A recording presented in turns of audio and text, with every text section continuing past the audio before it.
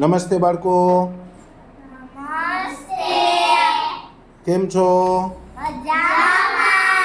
શેનું પેપર લખ્યું આજે? ગઈકાલે શેનું પેપર હતું? સરસ.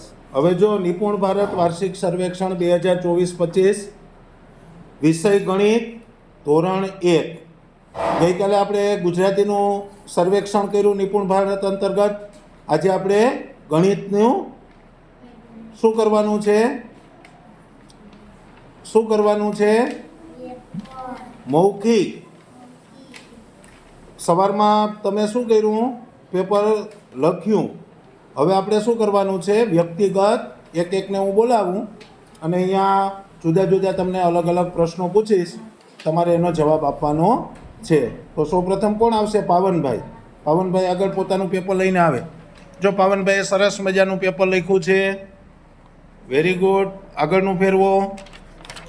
વાહ, પાવનભાઈને 20માંથી 20 ગુણ મેળવેલ છે ગણિતમાં. તો સૌપ્રથમ પાવનભાઈ, હું તમને પ્રશ્ન પૂછું, એનો તમારે જવાબ આપવાનો છે. 6 અને 8માંથી મોટી સંખ્યા કઈ છે? સરસ. 13 અને 16માંથી નાની સંખ્યા કઈ છે? 13. Very good. 14, 9 અને 19 ત્રણ સંખ્યા આપેલી છે. 14, 9 અને 19 એમાં સૌથી મોટી સંખ્યા કઈ છે? 19. સરસ. 5 છે એ 7થી કેવા છે? નાના છે કે મોટા? સરસ. કયા ફળની સંખ્યા વધારે છે? હું તમને ફળનું નામ આપીશ, તમારે કહેવાનું છે કે કોની સંખ્યા વધારે છે. 13 કેળા અને 17 કેરી. તો એમાં કોની સંખ્યા વધારે છે? 17 કેરી. સરસ. હવે પ્રશ્ન નંબર 2.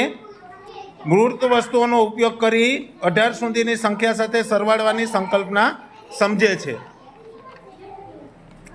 હવે અહીંયા આપણે દિવાસળી, મણકા, ચોક, પેન વગેરે જેવી અલગ અલગ વસ્તુઓ દ્વારા આપણે વ્યક્તિગત પ્રશ્નો પૂછીશ તમને. 4 લખોટી અને 2 લખોટી મળી કુલ કેટલી લખોટી થાય? 6 લખોટી. સરસ. 5 મણકા અને 6 મણકા 11 મણકા થાય. સરસ. 12 દિવાસળી અને 3 દિવાસળી મળી કુલ કેટલી દિવાસળી થાય? 15 દિવાસળી.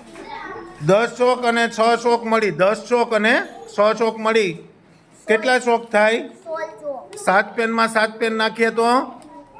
14. સરસ. Very good. હવે પ્રશ્ન નંબર 3.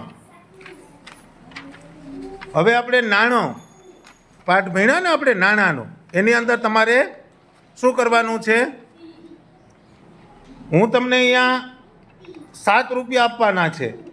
અહીંયા આપેલા નાણાંમાંથી તમારે મને 7 રૂપિયા આપવાના છે. તો ક્યાં ક્યાં સિક્કાનો ઉપયોગ કરશો આપણે? એક 5 નો સિક્કો. હા, અને એક 2 નો સિક્કો. Very good. એટલે કેટલા રૂપિયા થયા? 7. હવે તમારે મને 13 રૂપિયા આપવાના છે. કેટલા રૂપિયા આપવાના છે? 13. તો આપણે નોટ અને સિક્કા બંનેનો ઉપયોગ કરી શકશું.